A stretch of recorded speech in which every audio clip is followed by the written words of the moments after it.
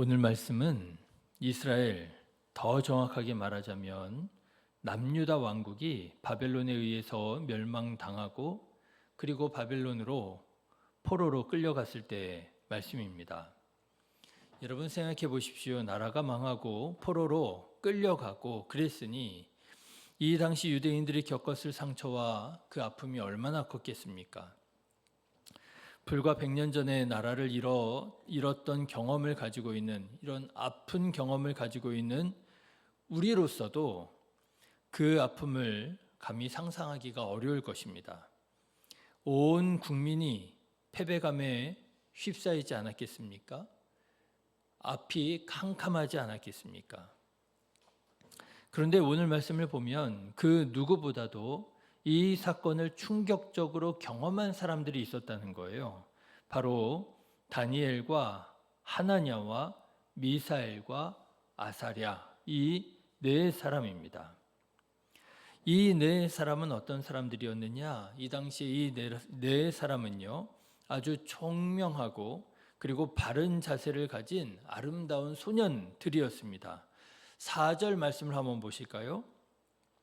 4절 말씀 같이 읽겠습니다. 곧 흠이 없고 용모가 아름다우며 모든 지혜를 통찰하며 지식에 통달하며 학문에 익숙하여 왕궁에 설 만한 소년들을 데려오게 하였고, 네, 이 네 사람이 바로 이런 사람들이었다라는 거예요. 여러분 한번 생각해 보십시오. 똑똑한 총명한 소년들이 한창 꿈을 꾸고 구김없이 마음껏 웃으면서 성장해야 할 때에 그때에 나라가 망하는 것을 경험했단 말이죠. 그러니 여러분 이 소년들이 받았을 충격이 얼마나 대단했겠습니까? 그 충격을 보여주는 가장 상징적인 사건이 있었다 하는 거예요. 물 설고 하늘도 다른 하늘처럼 보일 바벨론에 끌려와서 그들의 이름까지 빼앗긴 것입니다. 7절 말씀을 한번 보십시오. 같이 읽겠습니다. 환관장이 그들의 이름을 고쳐 다니엘은 벨드사살이라 하고 하나냐는 사드락이라 하고 미사엘은 메삭이라 하고 아사랴는 아벳느고라 하였더라. 이름을 빼앗긴 거예요. 늘 말씀드리지만 이름은 오늘날에도 자기 정체성을 드러내는 거잖아요. 반영하는 거잖아요. 그런데 고대 시대에서는요, 정체성 정도가 아니라 자기 존재를 의미하는 것이었습니다. 그래서 이름을 바꾸라고 하는 것은요, 지금까지 자기 존재를 부정당하는 일과 같았고 새로운 존재가 되라 라고 하는 의미와 같았다라고 하는 거예요. 일제시대 때 일제가 우리나라 사람들의 이름을 바꿨잖아요. 창씨 개명 했잖아요. 여러분 생각해 보십시오. 왜 창씨 개명 했겠습니까? 창씨 개명하면 다스리고 있는 일본 입장에서도 참 일이 많아지는 거잖아요. 그런데 왜 굳이 창씨 개명을 하라고 했겠습니까? 한마디로 말하자면 우리나라 민족 정체성을 지우려고 한 거 아니에요. 너 이제부터는 조선인 아니야. 너 일본인이야. 그것을 가장 정확하게, 가장 강력하게 주장할 수 있는 방법이 이름을 바꾸는 것이라는 거죠. 정말입니다. 다니엘은요, 벨드사살이라고 이름을 바꿨잖아요. 다니엘은 하나님께서 심판하신다라는 뜻이에요. 근데 벨드사살이라고 하는 이름은요, 벨신이요 그의 생명을 보존하소서라는 뜻입니다. 하나냐는요, 하나님은 자비로우시다라는 뜻이에요. 그런데 사드락이라고 이름으로 바꿨잖아요. 태양의 영감을 받다 뭐 이런 뜻인가 봅니다. 태양도 신이라고 여겨졌잖아요. 미사엘은 하나님과 같으신 분이 누구인가 라는 뜻입니다. 근데 메삭이라고 이름을 바꾸라 했어요. 메삭은요, 아쿠신 같은 분이 어디 있으랴 라는 뜻이에요. 아사랴라고 하는 이름은 하나님이 도우신다 라는 뜻입니다. 그런데 아벳느고라고 이름을 바꾸라고 했다는 거예요. 아벳느고는 느고신의 총애를 받은 자, 그런 뜻입니다. 여러분, 정체성을 바꾸라고, 정체성을 지우라고 하는 것이고요, 새로운 정체성을 가지라고 하는 것입니다. 그러니 여러분, 이 네 사람이 아직 소년일 때, 그러니까 정체성이 아직 완성되지 않았을 때라고 여겨지는 거죠. 그때에 지금까지 살아온 정체성을 빼앗기고 새로운 정체성을 강요당하는 그런 아픔을 경험했던 사람들이 바로 이 네 소년들이었다라고 하는 거예요. 자, 그런데 여러분, 오늘 말씀을 보면 이렇게 엄청난 충격을 받았을 이 네 사람, 누구라고요? 다니엘, 하나냐, 미사엘, 아사랴가 자기 존재를 부정당하고 자기 정체성을 빼앗기는 이 위기 가운데에서 한 가지 뜻을 세웠다 했습니다. 어떤 뜻이요? 8절 말씀을 보니까요, 자기를 더럽히지 않겠다라는 뜻을 세웠다는 거예요. 8절 같이 읽어보실까요? 다니엘은 뜻을 정하여 왕의 음식과 그가 마시는 포도주로 자기를 더럽히지 아니하리라 하고 자기를 더럽히지 아니하도록 환관장에게 구했다라는 거예요. 왕의 음식과 왕이 마시는 포도주로 자기를 더럽히지 아니하리라. 쉽게 말하자면 왕의 음식을 먹지 않겠고 왕의 포도주를 마시지 않겠다라고 하는 거예요. 여러분, 왜요? 왜냐하면 당시 왕의 음식과 포도주는 말하자면 우상에게 바쳐진 제물들이었기 때문에 그렇습니다. 그러니까 왕의 음식과 포도주를 먹는다는 얘기는요, 우상에게 바쳐진 제물을 먹는다는 것과 같은 것이었고요, 하나님을 믿는 유대인으로서 우상에게 바쳐진 제물을 먹는 것은 내가 하나님을 믿는 신앙을 거부하는, 부정당하는 것이다. 내가 그거를 배신하는 것이다. 그렇게 생각했다는 거예요. 그래서 이 네 소녀는 나는 왕의 음식 안 먹겠습니다. 왕의 포도주 안 마시겠습니다. 그렇게 결심하고 그렇게 뜻을 세웠더라고 하는 거예요. 자, 여러분 한번 생각해 보십시오. 페르시아 제국을 바벨론 제국을 다스리는 왕의 음식과 왕의 포도주면 이게 얼마나 맛있었겠어요. 최상품, 최고급 아니었겠습니까? 얼마나 맛있었을는지 아마 이 네 소년에게는 이스라엘에서 자기 음식 먹었던 것보다 더 맛있는 음식이었을 거예요. 지금으로 말하자면 미슐랭 가이드라고 막 그러잖아요. 별 3개. 아마 평생 보지도 못했던 산의 진미로 가득한 정말 맛있는 음식이었을 것입니다. 최고급 음식이었을 거예요.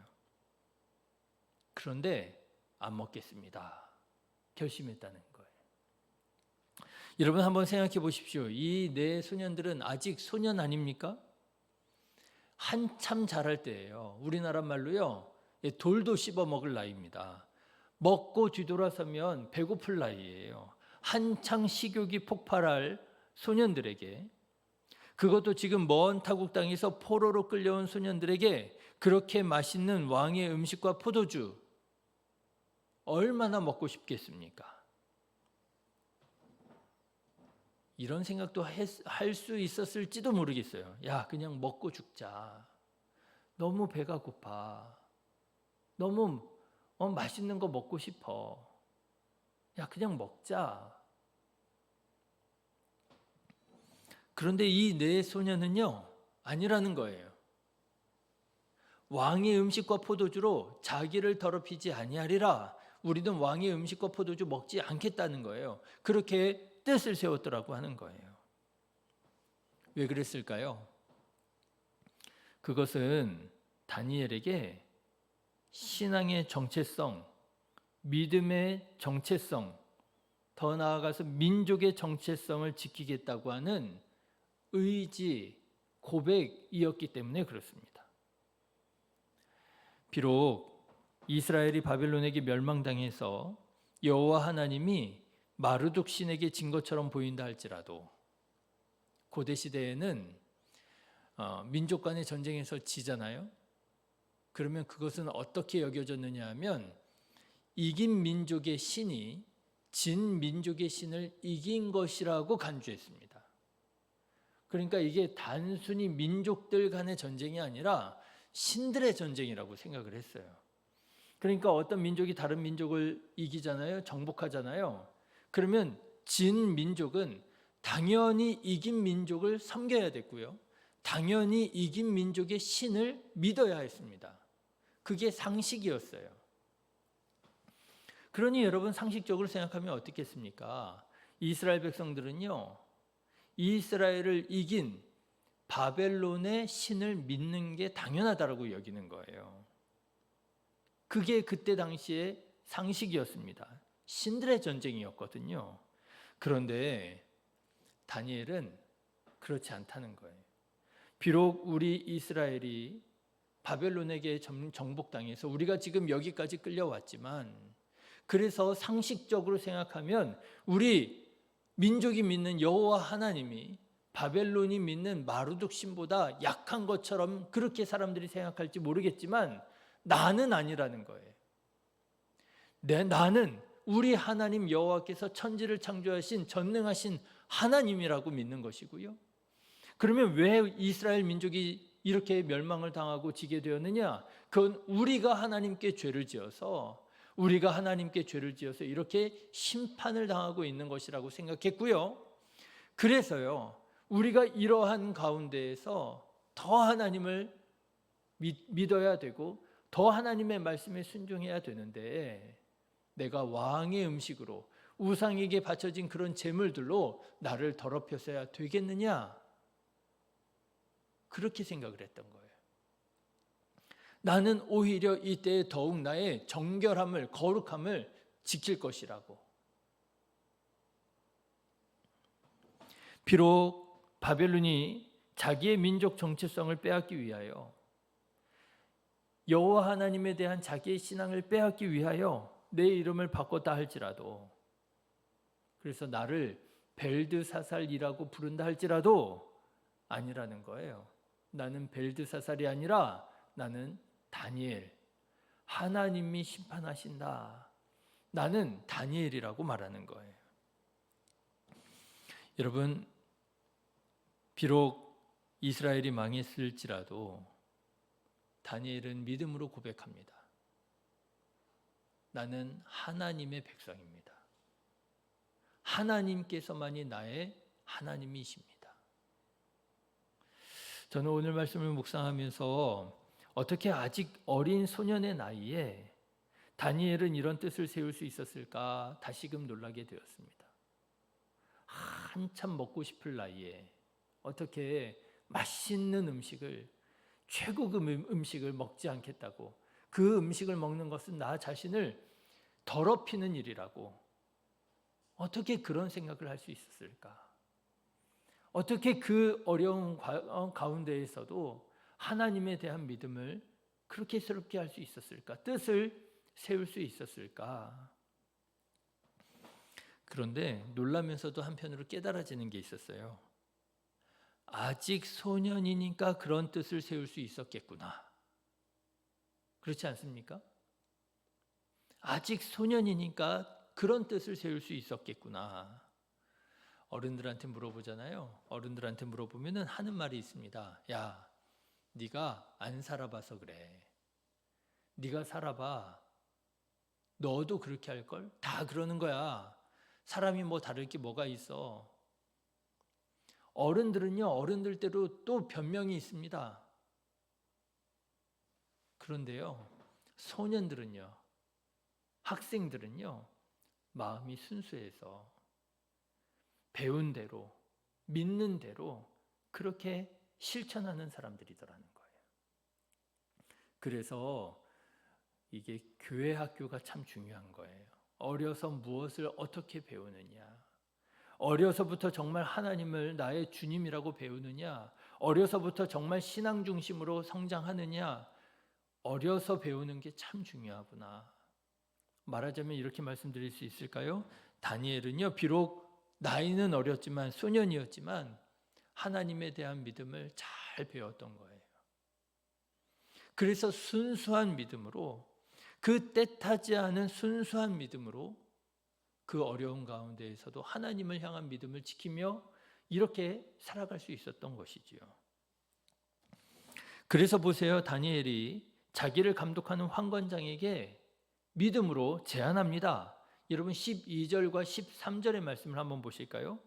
다니엘이, 뜻을 세운 다니엘이, 그리고 세 친구가 환관장에게, 자기를 관리하는 직속 상관에게 이렇게 제안을 하는 거예요. 같이 읽겠습니다.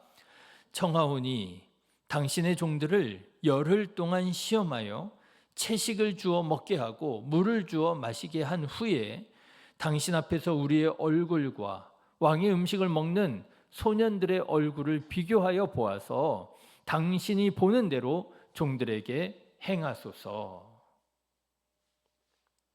왕의 음식과 왕의 포도주를 우리는 막 먹지 않겠습니다. 우리는 그냥 채소 먹겠습니다. 우리는 그냥 물 마시겠습니다. 그런데 환관장의 입장이 있잖아요. 환관장의 일이 뭐예요?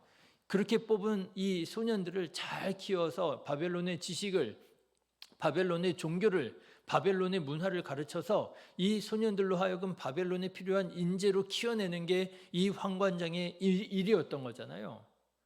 그런데 이 네 사람만 음식 먹지 않고 포도주를 마시지 않아가지고 초췌해 보이면은, 그러면 이 환관장이 자기 일을 제대로 못한 게 되잖아요.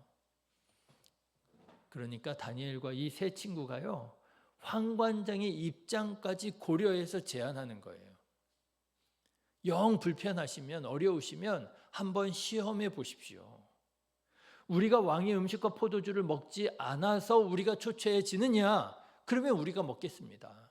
근데 우리는 믿기로, 우리는 채소를 먹는다 할지라도, 우리가 그냥 물을 마신다 할지라도 우리는 하나님께서 먹여주시고 하나님께서 공급해 주셔서 우리가 초췌해지지 않을 것입니다. 더욱 건강해질 것입니다. 시험해 보십시오.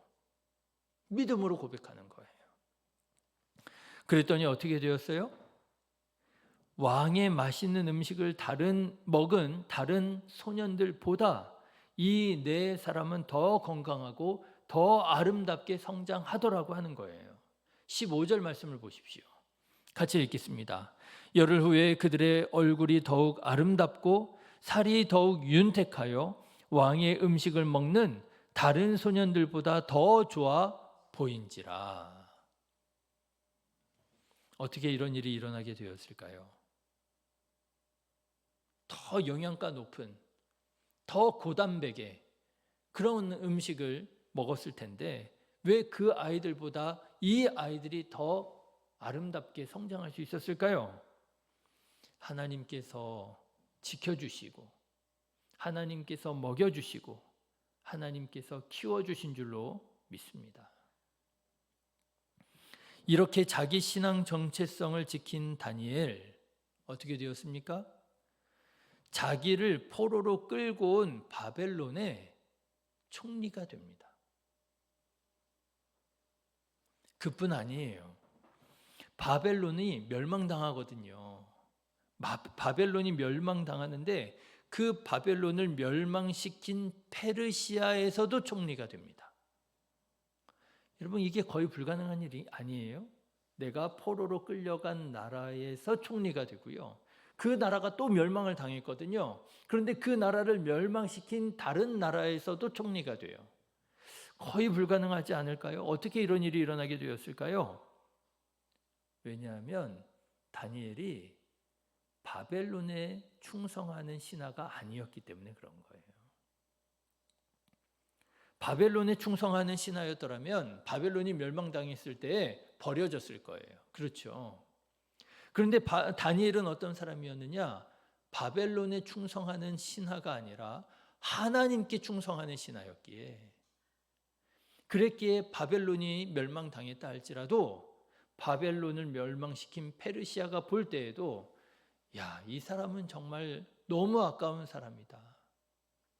이런 사람을 우리가 안 쓸 수가 없다. 그래서 다니엘이 쓰임받았다라고 하는 것 아니겠습니까? 여러분, 우리는 요즘에 어떻게 살아가고 있는 것일까요? 우리가 살아가는 이 시대도 참 살아가기가 쉽지 않고요. 특별히 믿음을 가지고 믿음을 지키며 살아가기가 쉽지 않은 그런 시대인 것 같아요. 여러분은 요즘에 어떻게 살아가고 계십니까? 바라기는 이렇게 다니엘처럼 하나님께서 기뻐하시는 뜻을 세울 줄 아는 저와 여러분 되시기를 주님의 이름으로 축원합니다. 뜻을 세우셔야 돼요. 세상의 흐름에 따라 이리저리 휘둘리며 살아가지 않으리라. 뜻을 세우셔야 됩니다. 사람들의 감정을 따라, 사람들의 감언 이설에 따라, 사람들의 지혜를 따라 이리저리 휘둘리며 살아가지 아니하리라. 나의 생각에 따라, 나의 경험에 따라, 나의 판단에 따라 이리저리 휘둘리며 살아가지 아니하리라. 나는 오직 나의 하나님 여호와 하나님의 말씀을 쫓아 살아가리라.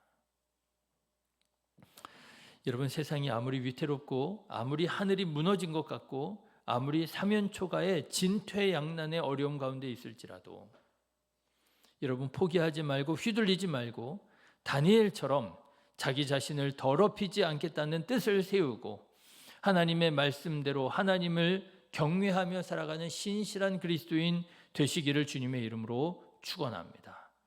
그러면 하나님께서 그 뜻을 기뻐 받으시고 다니엘을 도우셨던 것처럼, 다니엘을 높여주셨던 것처럼 하나님께서 귀히 사용하시는 하나님 나라의 일꾼 다 되게 될 줄로 믿습니다. 기도하겠습니다.